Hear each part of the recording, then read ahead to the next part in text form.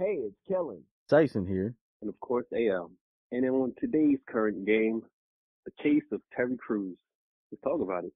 This is Diversified Game. A podcast giving entrepreneurial advice from a diverse and inclusive perspective with Kellen. He may agree, he may oppose, and it's more than just race, it's about, ideas. Tyson. When you're going against the odds, you've got to be creative, you've got to innovate, you've got to stand out. And AL. Focus more on execution and application and less on excuses. So, let the game begin.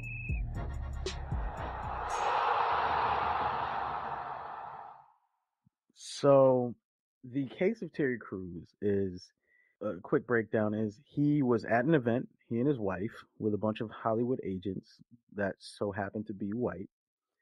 And one agent in particular took the liberty to fondle Sir Terry Crews in front of his wife and give him one of those kind of like got you smirks that we saw probably the young white male display to the Native American recently that had the MAGA hat. One of those, you know what it is, smirks. And so with that, Terry seemed to restrain him a little bit and let him know like, dude, that's not cool.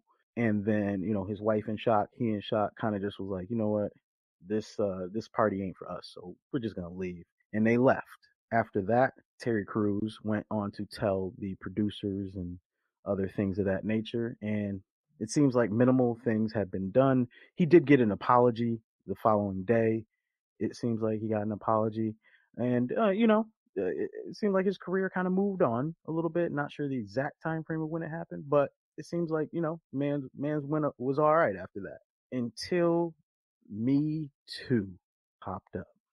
And that's where we are today, folks. We're here to talk a little bit about Me Too as it pertains to Terry Crews and as it pertains to some of the flack he has caught from black males, black females, from a lot of people regarding the scenario. And we just want to give a little bit of our insight and thoughts to it. Let's begin. All right. Now, here's the question I'm throwing out there.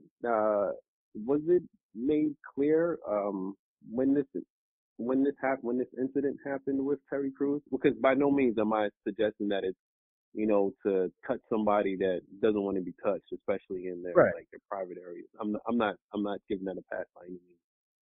Right. Let me do a quick search, and I'll let you know. Okay, fair enough. So when was Terry Crews assaulted? Can't even find that.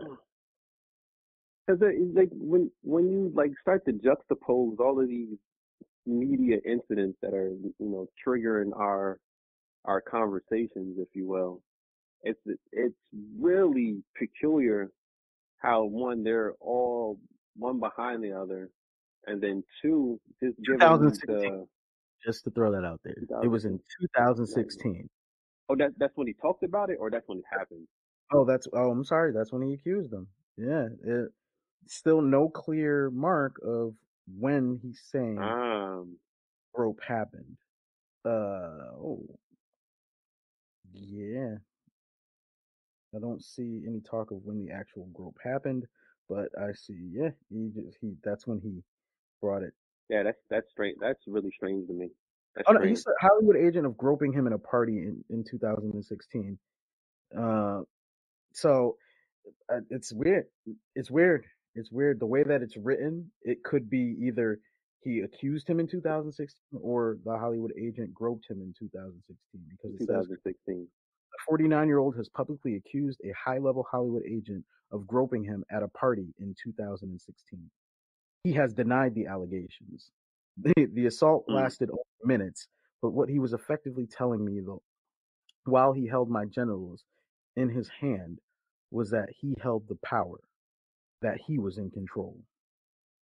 I don't know anything about. I mean, we've heard that he testified. They made him a poster boy. My issue now is, okay, it happened. He seemed to get over it. But he was beefing with D.L. Hughley, and I think you said he wanted to put hands on D.L. Hughley. When you didn't want to put hands on the man, you put hands on the youth. Yeah, right. Right. And that was kind of what I was being led down the path of. Um, uh, Mm-hmm. quick side note. So I got into a nice discussion with a few gentlemen on Dr. Boyce Watkins' Instagram page. And, Mm-hmm. Dr. Boyce said what he said. So if you guys want to check that out, feel free to go check out what Dr. Boyce had to say about Terry Crews.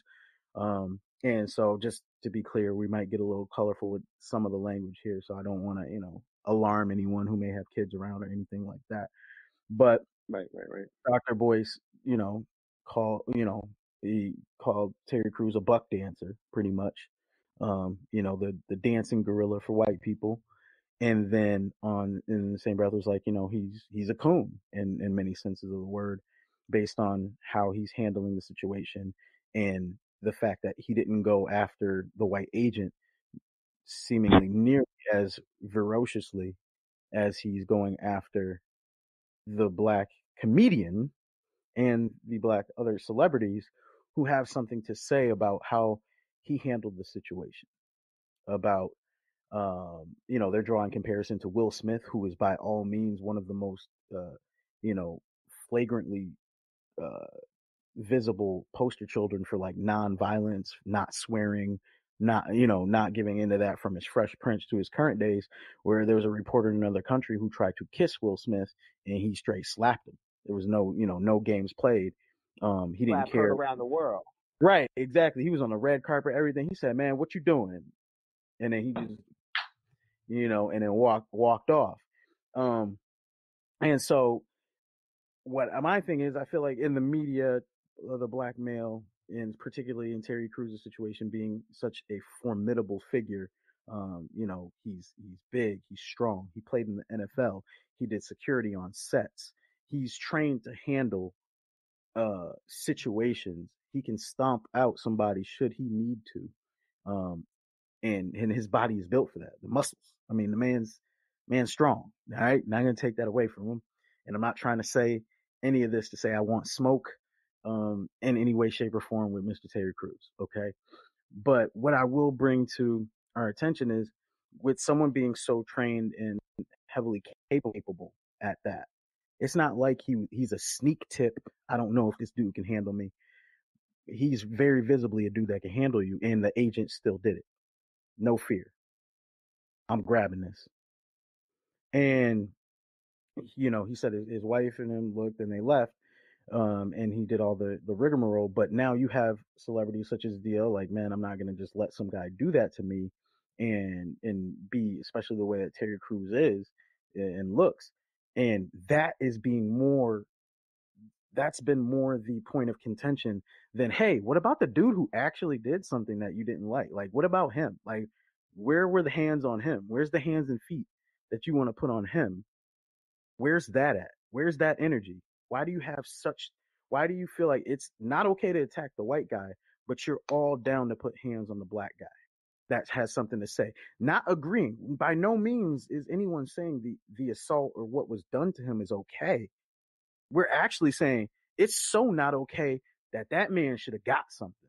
It is so not okay for him to do that you should have expressed how you feel to him. You should have said it to him. You should have done it to him. Don't let him make you feel that way.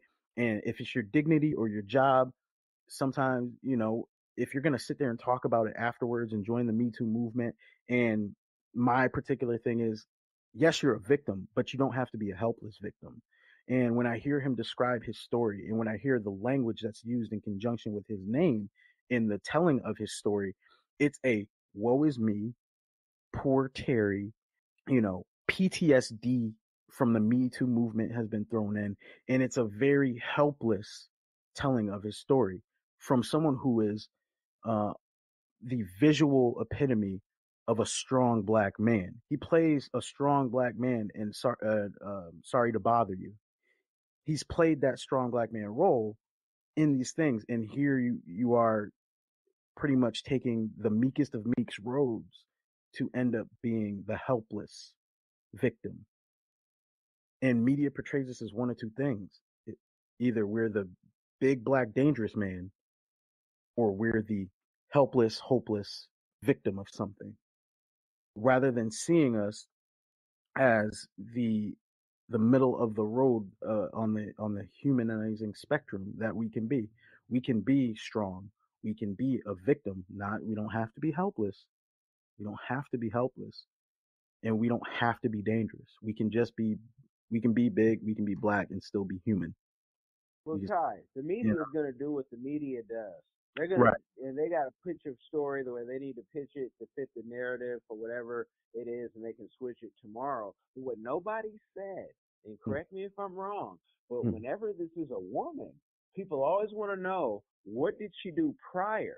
Because I know a lot of these guys will try, the same way guys try to prep women to see how far they can go. And we don't know if Terry was doing his chest thing all at the party and everybody was feeling on a titty. So they thought they could, feel on a little more. If a woman was doing that type of, people wouldn't even say, oh, yeah, she had her coming to her. Well, we don't know what he was doing or his relationship. I've had it where these guys have tried to share a seat with me at high-end places, right? Like, I'm sitting and, oh, can we share a seat? Like a seat meant for one booty. Right. And try to, or you can sit here. And it's like, nah, dude, you're a cool person, but we ain't doing that. You know, oh no, it's just a seat. It's cool, dude. I'm not even sharing a seat with any women over here. You know what I mean? Right. I'm cool with that. I don't need that type of attention, and I don't need to be that close to anybody. So we don't know what Terry. No one's asked, what did Terry do? Not that it would make it right or wrong. But right. Let's be fair and let's ask. Yeah. What was the actual environment like? What was the energy in the room like at the time? Yeah. You know what I mean? And that helped him career wise, because I'm sure he got more calls at least. Say, hey, Terry, we saw you, the game is changing.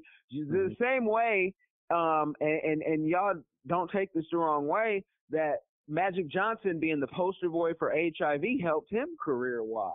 Right. You weren't hearing about Magic owning all these things and being an overcomer and everything. America needs a hero or a villain. So it's good that, he was able to play his position, spread some light on that, because there are some changes that need to happen in the entertainment industry. We all know. And everything, but everything ain't right. And everything isn't, some things are, we don't know what he was doing, because Terry's always in every movie doing that chest thing, and that dude was hot. And even at parties, he's taken his shirt off, or at events, he's taken his shirt off and done his, chest bump thing, the moving of the left and the right pectoral. And there's nothing wrong with that. I mean, it's a good time, it's a good show, but every once in a while, fans do get a little out of control. And I want to circle this up because it's funny and not funny at the same time that, Mr. R. Kelly was being talked about a little bit ago, and he was at a concert and he was, letting his female fans, wipe his sweat. Like he get, they have their claws out and they're wiping him down because he's sweating because he's up there performing. And then one lady in the crowd took the liberty to go and grab his junk. And he was like, nah, that's not okay. That didn't become a big news story, or really was seen as an issue, because why? Everyone's like, well, he was letting the fans touch him. Someone just got a little too far, swipe it away and move on about your business. It's not a big deal. Also, I feel like they didn't care like it was a big deal because of everything that goes along with R. Kelly's, torrid past with sexual misconduct and different things like that. But it's wrong still, right? R. Kelly should have Kevin Gates the fan, and then you would have heard about it on the news. Because Kevin, I don't play that, and I'll give you a kick in the head. I don't care who you are. Ain't that a kick in the head, Frank Sinatra? Ain't that a kick in the head? But now, like the funny thing to go along with that is, it's wrong even when it's done to someone who we believe has done something wrong. It's still wrong.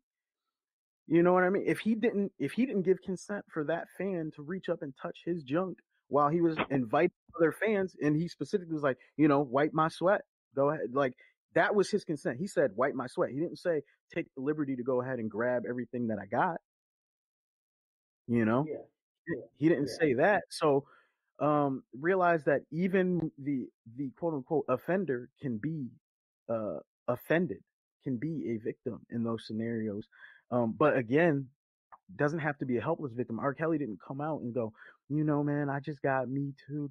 Like, I'm part of this now. And, that fan grabbed me and the way that I felt afterwards, like, oh, such a piece of meat and different things like that. And again, not saying that that's exactly what Terry Crews said, but that's the vibe and sentiment that we're getting, because he literally said when the Me Too movement came out, I was having PTSD flashbacks. Like, you got groped. I get it. You got groped. You were a victim, but like, to take it to that extreme where it's a seemingly a psychological effect on you, that you have to come out and say it like that. That to me is the helpless side of it. And I know I can't quantify everyone's trauma, but I'm looking at some of the women who have also come out and said that they've been fondled or groped. And the way that they tell their stories is they tell the story. They're like, yeah, the guy touched me. I let him know it's not happening again. I left the situation. The end. And what I want all of you guys to know is that guy, don't be surprised if he tries it on you. They're not necessarily sitting there almost on the verge of tears.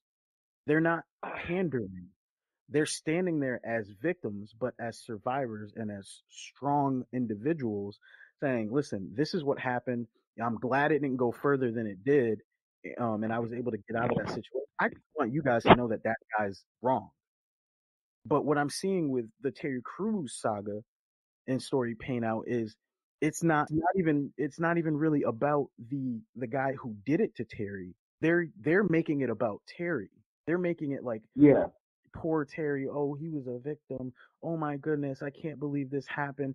Oh man, and that's the problem that I have with the narrative. It should be about getting the person who was the offender to take accountability. I thought that's what was Me Too about, calling people out on the mishandling of situations that involve sexual misconduct and making them accountable for it. They're not out here plastering this dude's face everywhere, saying his You name. don't even know his name. That's what I'm saying. Know his name. That's what I'm saying. They're not out here plastering his face everywhere. They're not putting his name out there. They're not doing any of that stuff. They're just going, oh my God, it happened to Terry Crews. If it can happen to Terry Crews, this strong black man, then we're not safe. That's the problem that I'm having. Because now it creates almost an uncontrollable environment of victimhood. Because even I'm looking like, if you, being a 6'4", 250-pound man that's well built, is going to say you got accosted by what I would imagine is a less than formidable opponent in a gay white male who is much smaller than you, who is not notable in any manner of fighting or training, hasn't played in the NFL, hasn't done movie lot security, hasn't had to shut situations down. If you can get accosted by him and then you have this emotional debacling happen, then what hope does anyone else have? Where do we go from here? Where's Ja Rule when you? Where's Ja?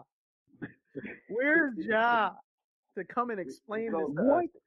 What self-defense class? Because we oftentimes look and we go, hey, women, this is terrible that this happens, but what we want you to do is we want you to go take karate, Brazilian jiu-jitsu, Muay Thai. We want you to go take self-defense classes, knee him in the nuts if he does something to you.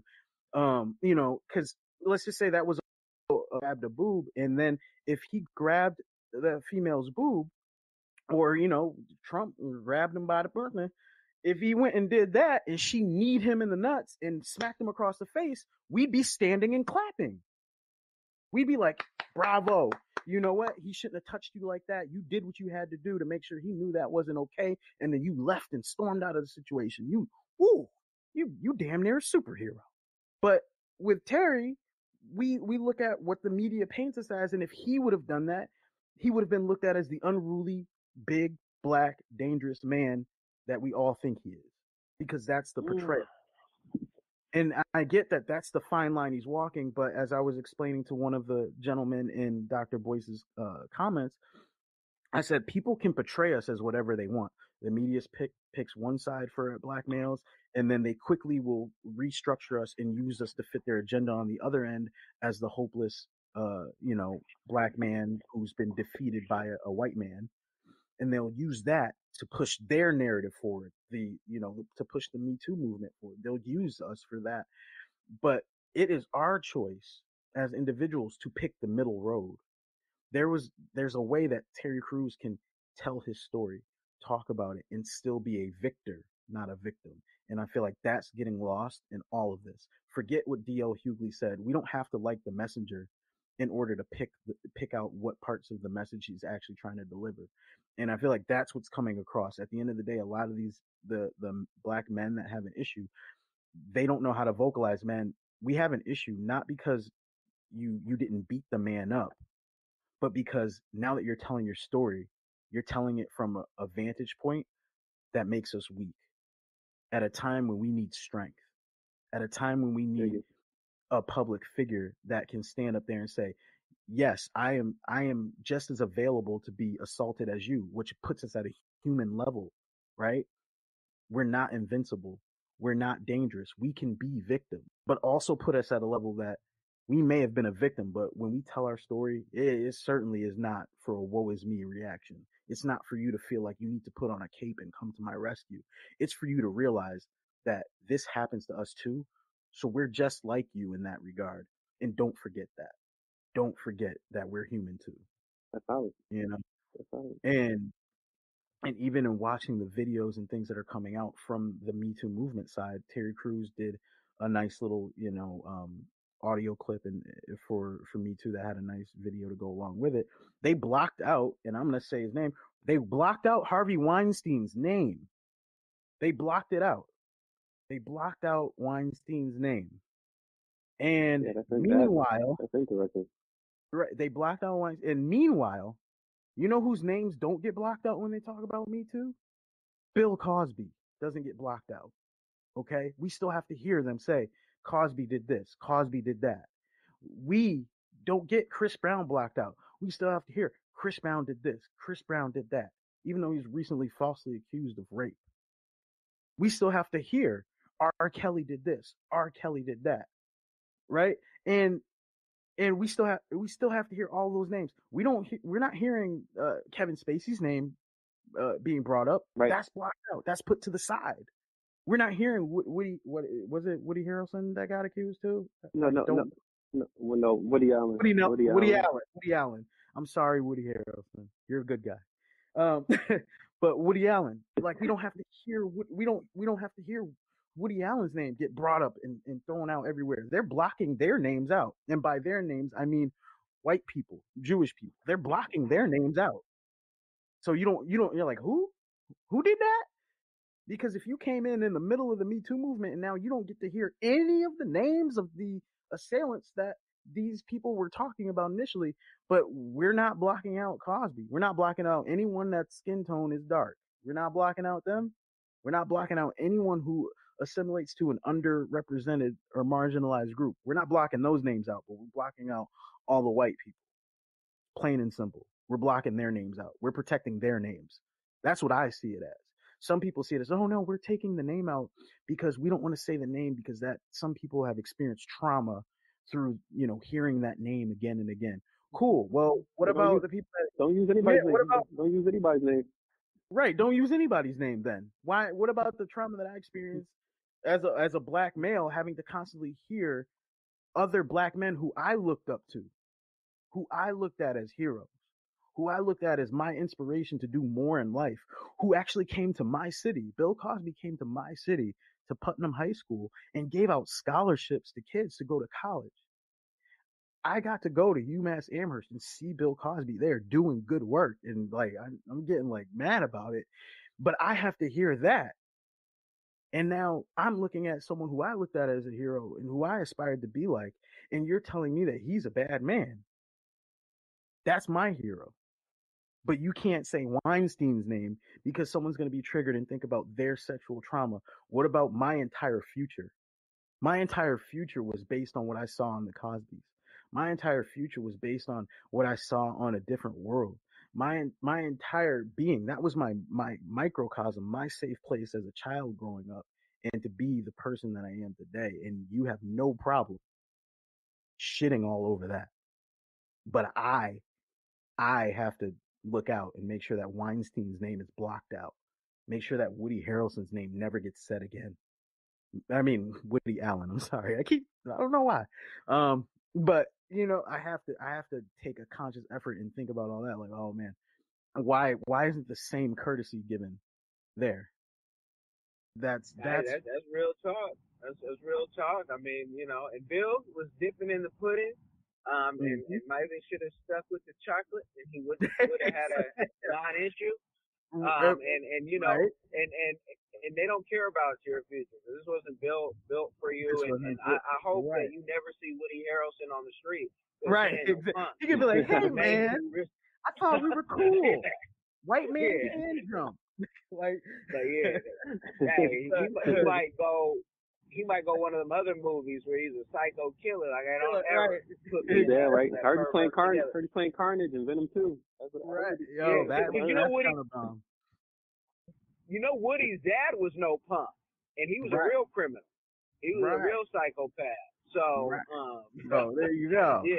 But it's just it's looking at all these precautions. I know we were talking about Terry, but like I mean I think we pretty much get the point. There's not a problem with him being assaulted, right? That can happen to any of us walking down the street. Someone could just walk up to us and just grab our butt. Someone could walk up to us and we're standing in the Stop and Shop line or any grocery store line, and someone just walk up, and because they felt like you look kind of good in those pants, I'm just going to go and reach for your junk. And that could be us in that scenario. So I'm not saying that it's right by any stretch of the imagination, but what I'm saying is the two portrayals that we get are the culpable offender and the helpless victim. And those two tropes, how do they go together? I want people to think about that. How do those go together? You can't paint me as this villainous figure that is the culpable offender in every situation, and then also paint me as the helpless, hopeless victim.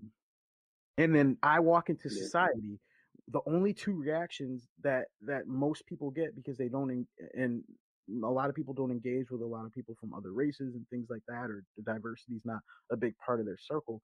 But I walk out into the community and I literally don't know which end of the spectrum I may be greeted with. I don't know whether I'm gonna get someone who's like, "Oh, poor you. You're a black man." Like, oh, I feel for you. I'd hate to be in your shoes. Is pretty much what it is. Oh my God, it's so hard being. I get it. Oof, kudos to you. You made it. AKA, I certainly wouldn't have wanted your struggle. Peace. And then, or I can get met with discomfort and the fact that you feel uncomfortable that I'm here. And yes, by being there and shaking hands and talking to people, those walls start to come down and those things start to change. But realize that if we didn't put those things out into the world to be the introduction of us before they meet us, we wouldn't have to fight through so many walls. Maybe we could just meet as humans. We could just, hey, there, and now I can find out what they're all about. Um, you know what I mean? And I feel like the way that they're painting Terry Crews in this scenario, and I didn't even touch on some of the roles that Terry Crews has played that much, but I'll just mention a few that he played. The buck dancing, uh, you know, rapist in a sense when he was trying to accost Money Mike in Friday After Next, right? He what was his name? Or when he played it in White Chicks. Or when he played it in White Chicks. Over aggressive black man doing whatever he could to try to get the attention of the Snow Bunny. And then even in the movie, I remember, and this is like, it's crazy because nowadays they probably wouldn't even put this movie out there. And I know that White Chicks was a Wayne's movie, and shout outs to them because they've broken down a lot of barriers and they've been given a lot of leeway to do some really controversial things on the basis of comedy, because I feel like, yeah, comedy's job is to push the envelope and make you think about the situations. And I believe that satire is a method to do that in, uncomfortable situations, lead the conversation. But in that movie, he still played that role where the white girl came by in the wheelchair. He came by in a wheelchair and he pushed her to the side. Yeah. I was like, whoa, this man's wild. Like she came up like you didn't call me. He's like, whatever, bitch. Like and just she rolled off to the side because why? He found a new, and if you look at it this way, he found a new victim. He found someone else to hurt. And even though they were using like the sexual innuendo joke of once you go black you end up in a wheelchair thing, they were using that as the joke. If you really look at what that subconscious message is, it's like you mess with this black dude, you're gonna get hurt. And he was feverishly after the white chick being played by I think it was Marlon was playing that, the white chick that he wanted, right? I think it was Marlon. But like that was one of his roles there. So you have two roles where he played a sexually aggressive black male, and I'm thinking, Me Too gave you trauma. Not watching your movies, not watching your roles. You didn't catch PTSD looking at your role. Some of them would say, some people would say the best role he played was in front of Congress, and he was trying to get more like that, more serious role. Ooh, Keller said, "Hold on, I got hold." He said, "Hold my smoothie," and got up off the seat and said, "I got it." But I mean, he has those roles, Your Cheeseburger Eddie, which in recent Instagram posts he talked about Cheeseburger Eddie, and in the prison in what was it, The Longest Yard, where the Adam Sandler version, and he was Cheeseburger Eddie in that movie, and essentially was, hawking cheeseburgers on the inside, kind of being the I got what you need guy, like, what you need, come to Cheeseburger Eddie, I got you, type of thing. But also they were being used to exchange in not blatantly seen, but could be seen as, prison sexual favors and stuff like that. Cheeseburgers became a form of currency. And so again, you're in a prison movie that played on those roles of black men being raped in particular, because we had Tracy Morgan, who was playing an effeminate cheerleader, like the lead, not even effeminate. He was like full blown, like I'm a female. But he wasn't like that when he got into prison. But when he got in prison, he completely gave into the, I guess I'm a girl in here. I'm a girl. So I'm the best thing you got. And there were some other cheerleaders like that. How did those roles pair up to how, where was the PTSD with those roles, or watching yourself in those roles? Where was it? But you hear predominantly white women coming forward and saying, Harvey Weinstein did this to me, or so and so did that to me, and you're triggered and going, oh my gosh, I know, like now I'm in that moment, and I need to go talk to someone about this. Like, bruh, like, are you part of the problem? Are you part of the solution? Right. Yeah. Where does the line get drawn in clout? Where's it at? Whereas I like I said, I've seen him in the great roles. Like I loved him in Everybody Hates Chris. I loved him in Sorry to Bother You. I think the role that he played as the uncle there was pivotal. It was again like man, what you mean I don't, like, I'm doing all this for you, man. You're my nephew. Like like stop.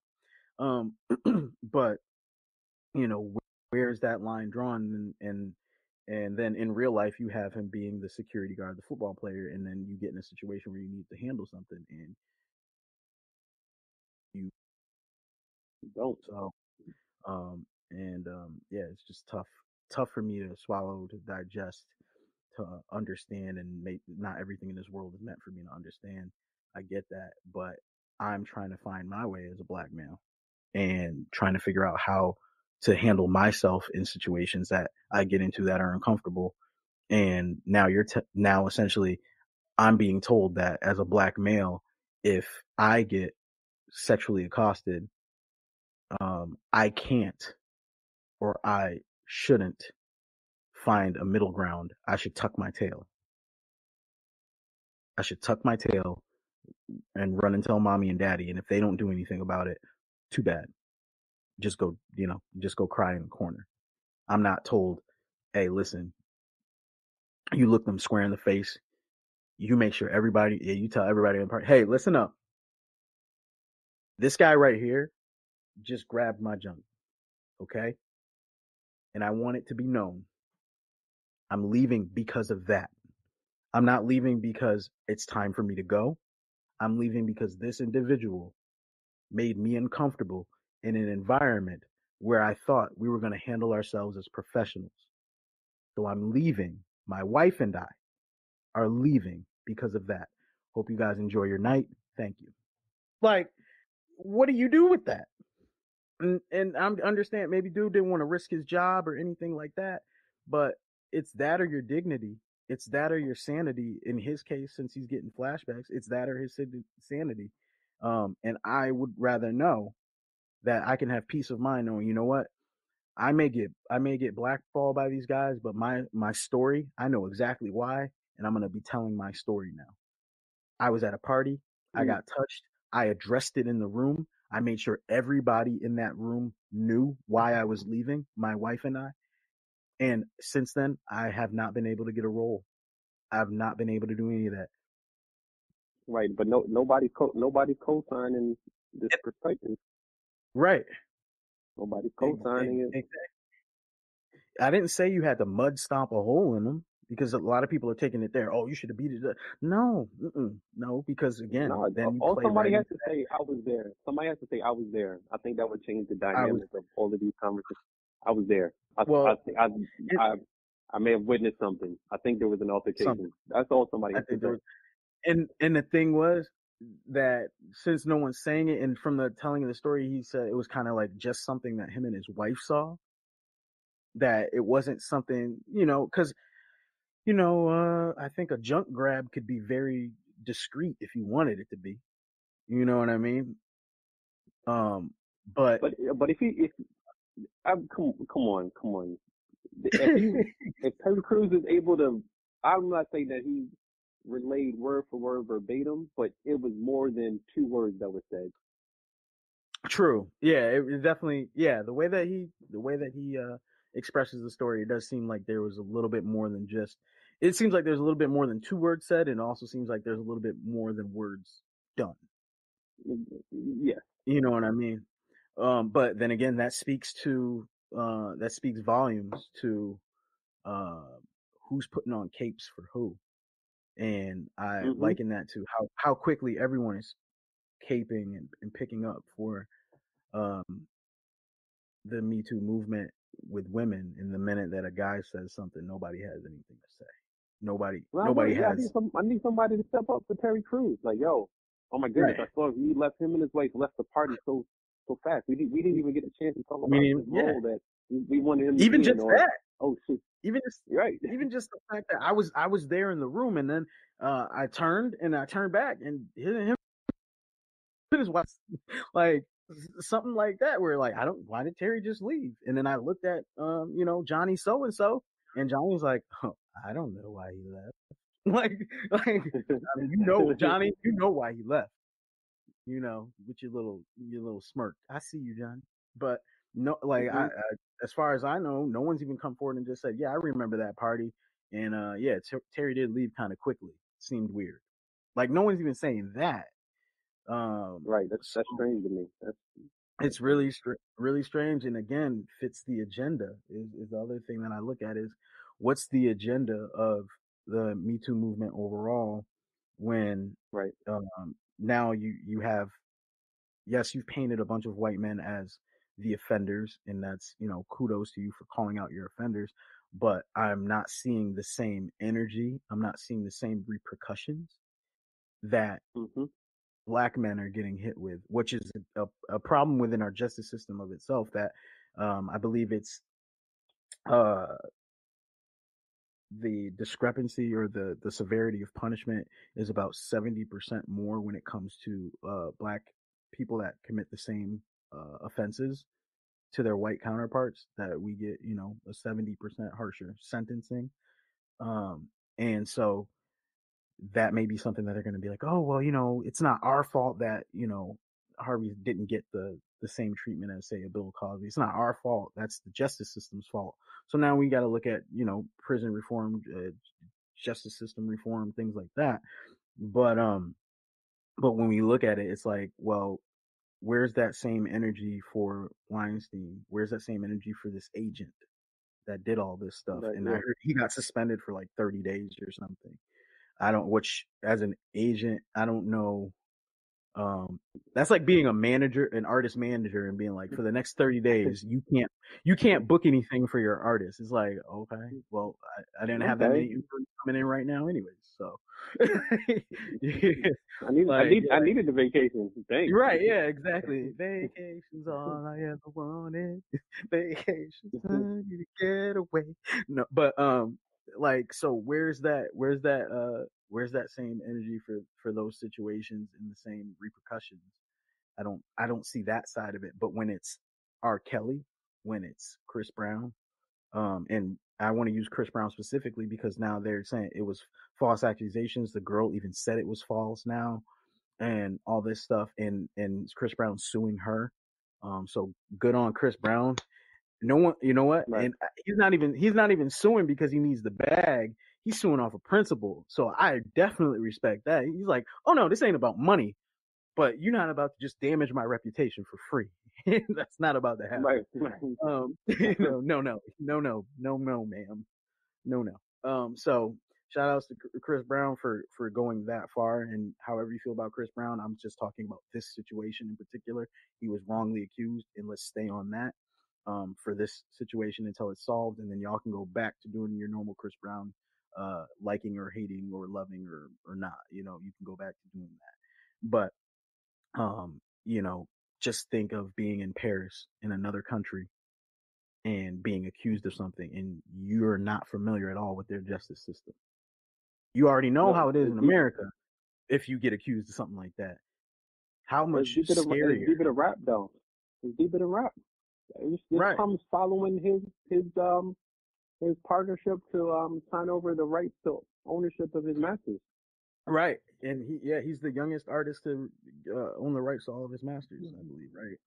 So I mean, I'm not saying the two are correlated, but I mean, it's strange. It does seem a little like tinfoil. I'm saying if you and it is. I'm saying, it is a little tinfoil. The same way when Prince and Michael Jackson got theirs, they needed to try to smoke them out. And Bill Cosby was trying to buy NBC, right? So, it just seems like sometimes some power moves aren't appreciated, and they can't necessarily always stop you from making them. So they have to find other ways to penalize you. And tinfoil hat again. Most of these companies are owned by Jewish people, correct? Yeah. Weinstein, his name's getting blocked out. What's he? All right, his name's getting blocked out. So okay. Like, I'm just noticing a pattern a little bit, and I'm not saying wrong or right, but there's a pattern, and I want people to be conscious of that stuff. And again, in Chris Brown's case, wrongfully accused, all that good stuff, he's going through it and getting his way back out. But they were so quick to grab the pitchforks on him. Mm-hmm. You couldn't even get the rest. You couldn't even get Brown out. It was like, it's Chris Brewer. They were like, oh, Rihanna? Like, they straight went for the pitchforks. They were like, oh, yep. You had people like, oh, I'm about to fly to Paris right now just to meet this guy. Like, what's good? We got our pitchforks. We got our torches. We're ready for you, Chris. Come out of that. Come out. Post bail. Just, we're waiting. They were so quick to just believe her. Right? That's believe her. It's not even believe them, which is alarming in my head because, again, if we're in this inclusive mindset and things like that, and we realize that men can be sexually accosted as well, then it should be believe them. but that's another story Right, for another right. day. But people were so quick to just believe her over him, just believe her blindly. Yep, he did it, only to find out that she's straight. Boy who cried Just wolf. kidding. Yeah, Just kidding. Just kidding. just kidding. I just wanted to come up. Just kidding. But how dangerous it is that we grab our pitchforks so quickly. And I'm not saying we because I wasn't in that group. I was a holdout. I was like, listen, Chris may have done some things in the past and he had his reasons. And he was, I'm not saying he was 100% not at fault. But he wasn't the only one at fault in a lot of his situations. And that's not an excuse or anything. It's just a fact. All right.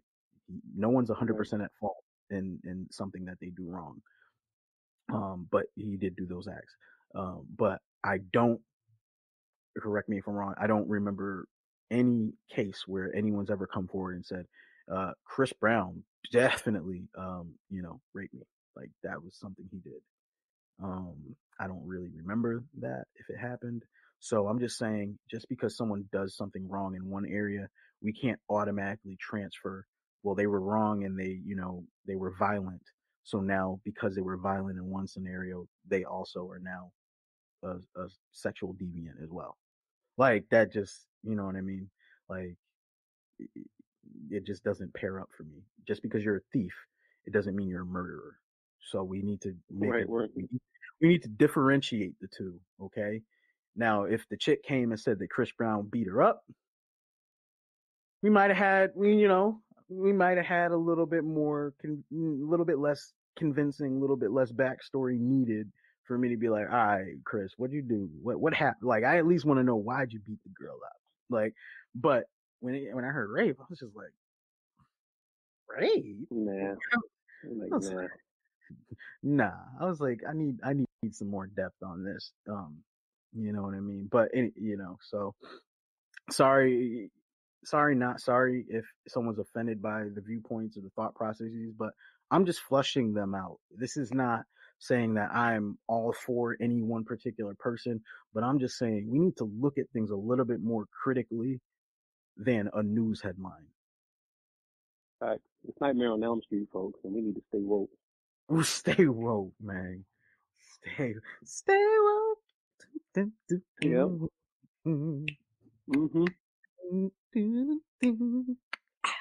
Donald Glover. Hope you're listening to this. Right. About to do a remix. Yeah.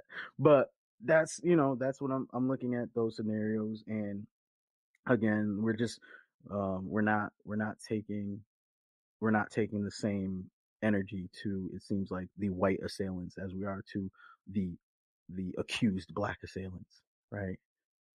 No, white media, white people aren't taking the same thing. We see it, and it's what they don't see, and they'll say, "Hey, this is reverse racism." Even talking about this and saying, they don't even see it. They don't even see. And that's well, the whole. That's the whole big talk about diversity and inclusion. That you need to see it from so many different lenses. Because sometimes you're oblivious. The same way if I say, oh, you black folks in America, if you really don't like it, go anywhere else, because everywhere else in the world, at least being American, you'll be. So now the craziest thing for me is to hear when someone says, if you don't like it, leave. Yeah. That is one of the, like, that thought process boggles me, because if I spill my milk on the counter, and I know this is oversimplification, so pardon me, but if I spill my milk on the counter, I know I don't like spilt milk on my counter. Do I just sell my whole house now? Oh man, this milk on this counter, I'm out. Like you don't do that. You find a sponge, you get some water, some spray, maybe, whatever it is that you do, and you wipe up the milk, you rinse out the cup, and you pour a new glass of milk. You don't just throw away the whole counter, house, and everything that goes with it. You try to change the environment. You try to fix it. You try to make it right. Okay. In areas where the neighborhood is downtrodden or no longer being taken care of, we don't just throw the whole neighborhood away, do we? No, we try to fix it, try to mend fences, we try to clean up, we try to do all of those things. So why is it in a country where I live, where I was born and raised before I even had a brain to know where I was gonna be raised, why is it I get told that if I don't like it here, then I can go X, I can go elsewhere? I shouldn't have to. This is my home just as much as it is yours. And we both have the right to feel comfortable here. And even though the Constitution was written while people that looked like me were still in bondage, I'm going to go ahead with the general concept that says you don't have the right to impede on my rights. And if you do, it's certainly not without consequence. So if I have the quote unquote right to life, liberty, and the pursuit of happiness, right? If I have the right to freedom of speech and different things like that, as long as I'm not spewing hate and I just want to live my life, I want to be able to go to the grocery store. I want to be able to pick out my eggs. I want to be able to pick out my steak. I want to be able to do all those things. I want to be able to go buy clothes without being followed and felt like I'm a criminal. I want to do all of those things. And I'm not saying all of those things still happen to me now, right? But I definitely had that when I was a kid in my teen years, walking around the store, especially like Foot Lockers or anything like that. Hella uncomfortable. But like, why do I have to now? You won't give me that right, so I gotta leave. You know what I mean? Right. I shouldn't have to. I shouldn't have to have that happen. So, so nobody has to leave anywhere to get the life that they want. And pointing out the fact that something is wrong in our system does not mean that we can't fix it, and so we have to leave. We're pointing it out because we care. We're pointing it out because we want it to change, because we want to stay and make sure that everyone is comfortable in this land that we live in, and that everyone has the right to impact society. That's it. Dig it.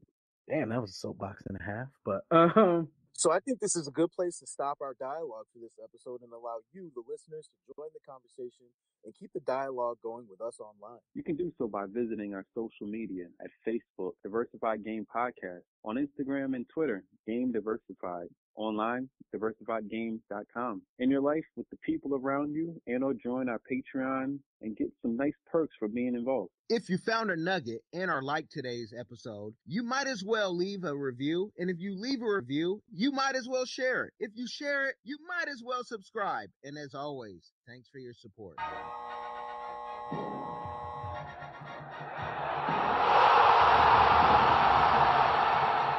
Thanks for getting in the game and listening to the Diversified Game Podcast with Kellen, Tyson, and AL. The #1 show pairing entrepreneurship with diverse and inclusive perspectives like wine and cheese, bagel and lox, fish and grits. Be sure to visit diversifiedgame.com for all the good stuff. Join in the conversation and discover more content.